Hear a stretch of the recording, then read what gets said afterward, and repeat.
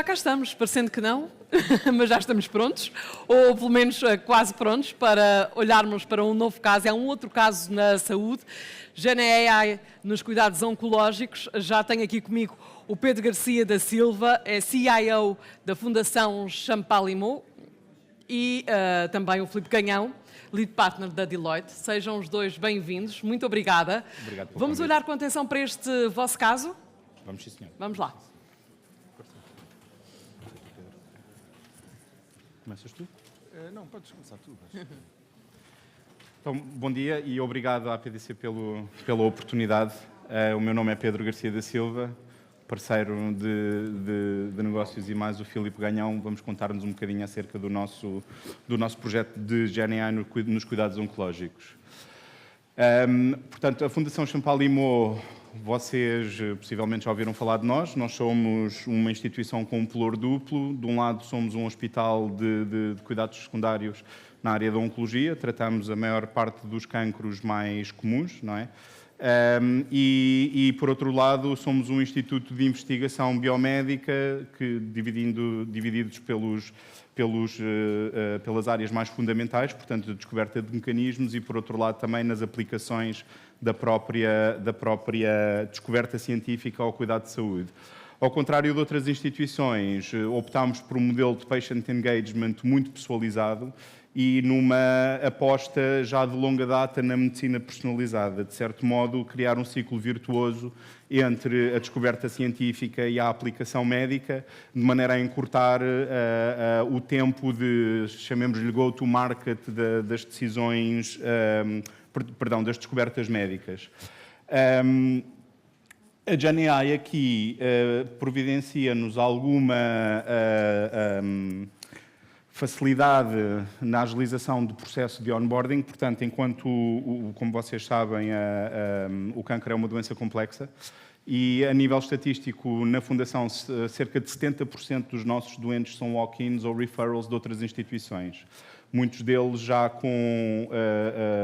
diagnosticados noutra instituição, ou alguns em que a doença voltou após período de remissão, e temos o problema da gestão de documentação na entrada do doente. Pronto.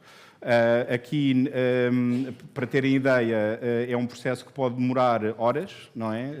Damos sempre um exemplo, que é um exemplo mais extremo, de um doente estrangeiro que já tinha visitado 52 hospitais diferentes, ok? E tinha um processo clínico de centenas de páginas, que depois tem que ser revisto pelo oncologista antes da primeira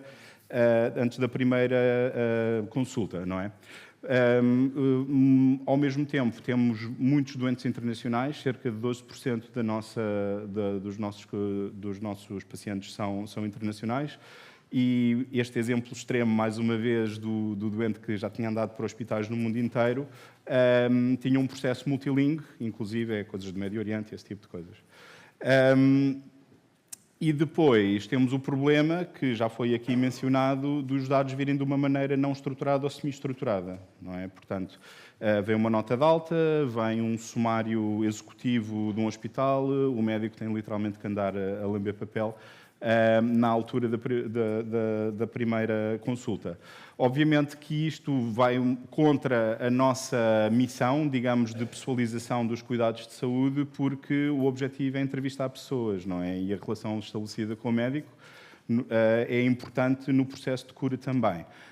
E aqui acreditamos que a tecnologia também tem um papel a desempenhar na reumanização dos cuidados de saúde, ok? E nisto, deixo o meu colega Filipe explicar-vos um bocadinho melhor a solução. Obrigado, Pedro. Nós estabelecemos aqui uma parceria, a Deloitte estabeleceu uma parceria tripartida com a Fundação Champalimau, com a Google, em que nós usamos o nosto Healthcare Tech Center. Na prática, ali, toda a equipa que temos, que são engenheiros biomédicos, médicos, enfermeiros. Isto faz parte da equipa de Healthcare Tecnologia da Deloitte, aliada às equipas de tecnologias, e aliamos isso com o contexto e com o desafio que o Pedro acabou de explicar, com um contexto muito sensível, utilizando uma tecnologia muito particular, neste caso a da Google. E exatamente para endereçar estes desafios que o Pedro referiu, desenvolvemos uma solução de GenAI que, na prática, utiliza os modelos Large Language Model da Google, num contexto particular em que pretende, por um lado, analisar e sintetizar toda esta informação que os pacientes trazem. Portanto, imaginem num contexto muito sensível em que o paciente chega à Fundação Champalimau com um conjunto de documentação e de exames, é de facto muito relevante dar este aspecto mais humano nesta relação. Portanto, garantir que o médico dedica tempo, efetivamente, a cuidar do paciente e não o tempo desperdiçado, como era antigamente, a analisar diversa documentação, muitas das vezes em diversas línguas. E, portanto, o que a solução faz neste momento é, por um lado, sintetizar e organizar essa informação, mas também permite, obviamente, uma interação com o próprio médico. Portanto, há uma complexidade por trás que tem a ver com as várias línguas em que a documentação surge, as várias estruturas de documentos e de exames que o paciente traz, e depois a capacidade de garantirmos que o médico interage de forma dinâmica com a informação, faz alguma pesquisa inteligente, e é isso que, na prática, a solução de GenAI que nós construímos permite fazer. Eu não vou entrar em detalhe nesta arquitetura, mas para vocês terem uma ideia, basicamente isto segue o tradicional, a arquitetura standard de qualquer solução de GenAI e de modelos de Large Language Model. Portanto, ter como base toda a informação e todos os documentos e exames que são compilados, organizados, são alimentados nos modelos LLM e depois, muito importante, ter um chatbot engine que permita não só ter acesso a essa sumarização, mas também permite uma interação. Acabamos por ter depois um AI Assistant que dá as respostas, que sumariza, que analisa e permite que todo este processo, que demora muitas vezes horas, seja bastante reduzido e que garantamos que o médico está efetivamente a olhar para o paciente e não necessariamente para toda a documentação. Estamos muitas das vezes a falar de exames que vão desde exames de anatomia patológica, provas de função respiratória, eletrocardiogramas, tomografias. Toda esta informação é-nos chegada desta forma, desestruturada e que tem que ser alimentada. E é isto que, na prática, toda a solução de GenAI que nós construímos com o Champalimau e usando os modelos da Google permite fazer, sintetizar isto, estruturar, apresentar um contexto sumário, mas muito importante também depois permitir uma interação com o médico que consegue facilmente navegar ao longo desta informação como se tratasse de uma pesquisa simples em chatbot, sempre com referências aos respectivos documentos. Portanto, todas as respostas que são dadas são sempre complementadas com a referência para o respectivo exame, para permitir que toda esta análise seja rápida e seja dinâmica. Vamos só... trouxemos aqui um pequeno vídeo que demonstra um pouco aquilo que é a solução que foi construída.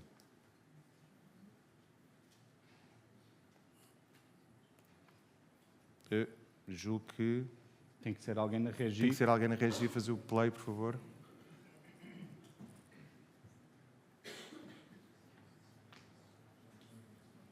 Conseguimos fazer play no documento? Não conseguimos. Pronto, tudo bem. Avancemos. Pedro. Pronto. De uma maneira sucinta, pronto, e sumarizando aqui o que o Filipe disse, o que a solução nos permite é fazer perguntas ao registro clínico, ok? Os últimos 3 valores de hemoglobina, o do doente tem um teste de Covid feito, sim ou não, esse tipo de coisa, e todas as soluções ou todas as respostas apresentadas referenciam sempre o documento original para termos sempre o médico no loop. A nível de produtividade, pronto, embora não seja esse necessariamente o nosso use case, estamos a ver ganhos na ordem dos 25%, okay, de tempo de consulta, self-reported pelos médicos. Portanto, nos casos, lá está, mais complexos, é a possibilidade de fazer perguntas ao doente e corroborar rapidamente com a informação clínica.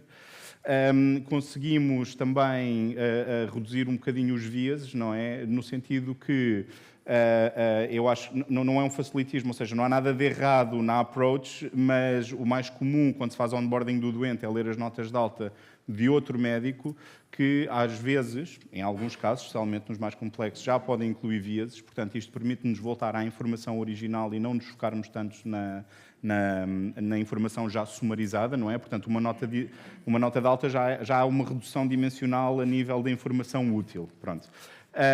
E, obviamente, que acreditamos que este tipo de approach permite-nos tomar decisões melhores, não é? Para os nossos doentes e que, por sua vez, estão associadas a melhores outcomes para os mesmos. Aqui não só no contexto da decisão clínica, mas, mais uma vez, como disse, no contexto da pessoalização e da criação de uma relação melhor com o médico. Quantos de nós é que já não fomos a uma entrevista que tem uma slot de... ou uma entrevista, peço desculpa, a uma consulta, mas uma consulta é uma entrevista, não é? Para todos os efeitos. E o médico, infelizmente, passa o tempo todo a teclar no ecrã, seja a pesquisar informação, seja a estruturar informação para ficar no registro clínico. Pronto, isso é um problema à parte, mas já se perdeu um bocadinho o aspecto de olhos nos olhos, não é? O bloco de notas do médico dos nossos pais e a voz perdeu-se no contexto digital. E eu acho que a tecnologia, ou achamos que a tecnologia, vai ajudar a trazer isso de volta. E com isto, vamos ter aqui uma pequena Q&A. Muito obrigada.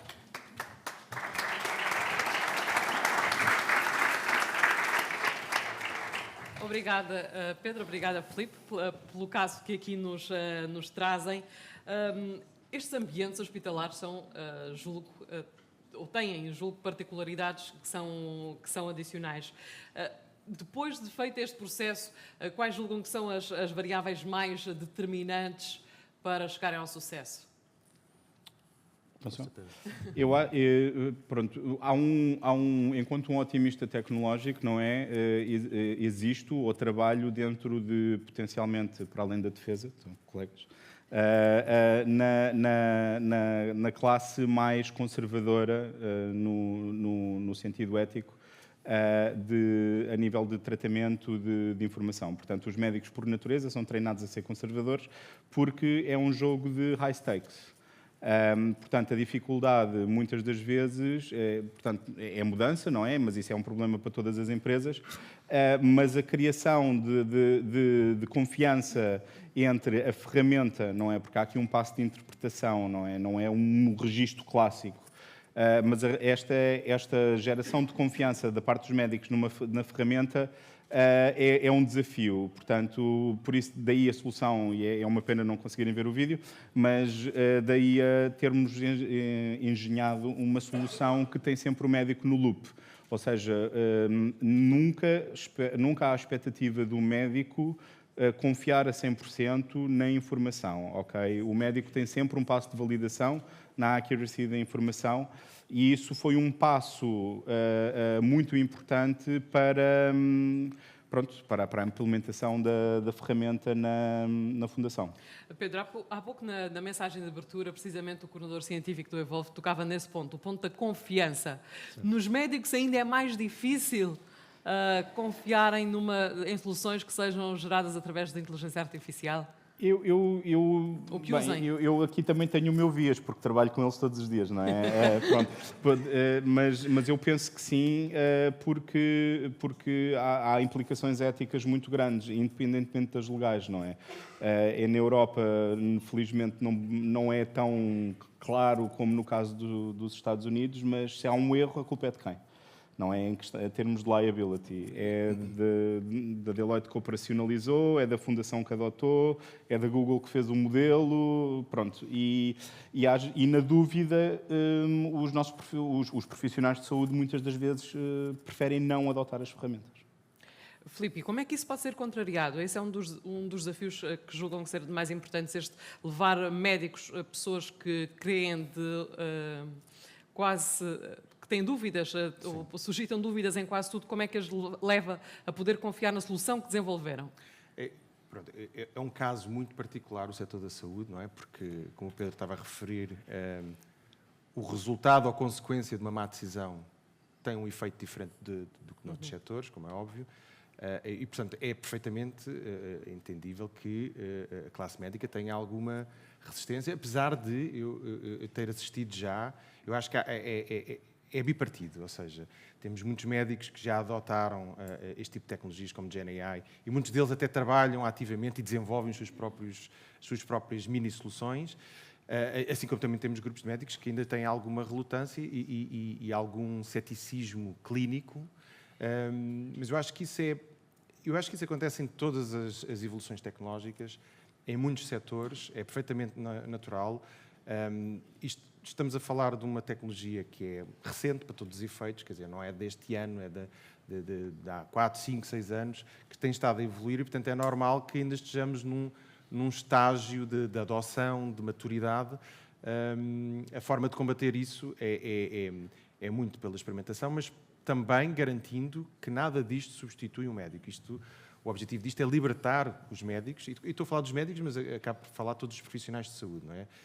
Este tipo de soluções no setor da saúde auxilia todos os profissionais, auxiliares, administrativos, enfermeiros, médicos, e, portanto, é preciso também algum ensinamento que isto não é tanto para substituir, é mais para complementar e para libertar e tornar mais eficiente, por um lado, e tornar também mais humano o contacto com os pacientes. Pedro, talvez quando esta solução tiver taxas de sucesso muito elevadas, e já lhe vou também perguntar quais são, seja mais fácil confiar, os médicos confiarem? Eu penso que sim, e aqui fazendo um bocadinho o seguimento do que o Filipe estava a dizer, o Doctor in the Loop não é só no processo de decisão sobre a informação, mas também no próprio processo de desenvolvimento da solução, não é? Portanto, eu acho que, ou na Fundação achamos que os próprios profissionais, por muito fora da inteligência artificial que estejam, têm que fazer parte das soluções.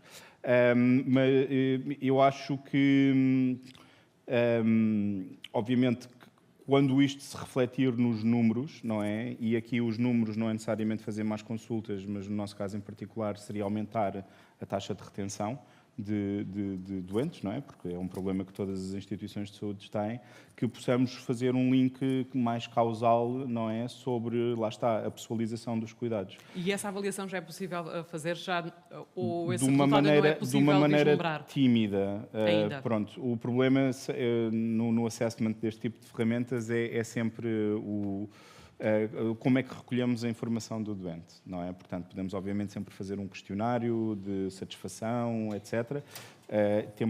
Podemos ter grupos internos para fazer a coisa de uma maneira mais científica, digamos. Ainda não afinámos completamente a metodologia, mas já podemos ver que há ganhos a nível de tempo e, pelo menos, self-reporting, que vale o que vale, que os doentes também estão contentes com a interação.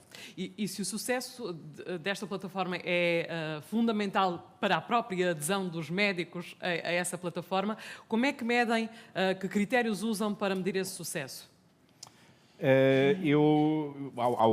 Há a questão da satisfação dos próprios médicos, portanto, na navegação dos processos, mas também o tempo calculado, lá está, em que podem dedicar ao doente em vez de dedicarem a tarefas administrativas. Okay? Também há aqui um sentimento maior a nível da comunidade que já está envolvida no projeto. Há uma pressão demográfica sobre a Fundação, não é? Portugal, infelizmente, é um país de velhos e a tendência é sempre, vai ser para aumentar nos próximos anos. Portanto, a sobrecarga dos sistemas de saúde, inclusive é do nosso, que temos muitos pedidos, não pode ficar travada, não é? Tem que ser otimizada com recurso a esta tecnologia. Portanto, até nesse aspecto operacional, a possibilidade dos médicos verem mais doentes com melhor qualidade, a nível de self-reporting, tem sido fantástico. Entendendo o envelhecimento, a tendência é sempre ver mais doentes, porque o envelhecimento, pelo menos para já, ainda não se conseguiu travar. O Filipe lidera uma área da Deloitte que é totalmente focada na tecnologia, na saúde, na ciência. Como é que o Filipe olha para esta introdução e para este desenvolvimento da inteligência artificial generativa nos 3 a 5 anos? Vejo de forma entusiasmada, com alguma cautela, não é? Quem nós nunca recebeu aquele meme típico de quem é que era AI? Para fazer o quê? Não sabemos, mas quando? Agora.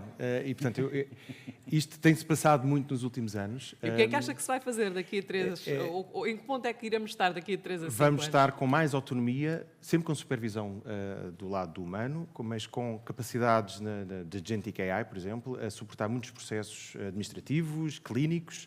E, portanto, vamos ter, por exemplo, muitos médicos, se calhar, a contar com um residente júnior que acaba por ser um agente AI que o ajuda, super inteligente, que o ajuda em muitas das tarefas, e outros profissionais de saúde, como enfermeiros, com um colega digital que os permite, de forma mais autónoma, coordenar um conjunto de tarefas, mas sempre com uma supervisão humana, e isso é essencial. Portanto, não vamos, obviamente, substituir ninguém. Eu creio que as pessoas vão deixar de executar tantas tarefas e vão passar a supervisionar mais tarefas. Supervisionar as tarefas e um conjunto de processos que provavelmente GenAI e Agentic AI vão permitir no setor da saúde. Pedro Garcia da Silva, na sua instituição, que é uma das que mais tem adotado a inteligência artificial, como é que vê a integração e o desenvolvimento da inteligência artificial generativa na saúde? Eu, de uma maneira muito sucinta e aludindo um bocadinho a uma coisa que disse há pouco, eu acho que vamos voltar ao bloco de notas, não é? Portanto, vamos voltar isso é ao médico. Ou é negativo? Eu acho que isso é positivo, não é? Porque eu tenho isto é uma anedota, não é? Para todos os efeitos, mas o meu avô era médico de família e quando passou a parte dos doentes para o meu tio, que também começou a carreira como sendo médico de família, havia sempre aqueles reportes de, olha, se a neta da Dona Sara, se a Dona Sara te ligar a dizer que a neta está com olhos de cachuchinho, é porque isso é grave. Se forem olhos de carneirinho, não te preocupes que não é nada. Não, portanto, isso, mas é anedótico, mas isso perdeu-se. A medicina é isso, não é? A medicina é eu conhecer o Filipe, é eu conhecer o Manel, é eu conhecer o António, não é? E perceber que quando o Filipe se queixa que lhe dói a cabeça é que é legítimo, não é? Portanto, a medicina não é só, não são só números, não é? Não é só diagnóstico.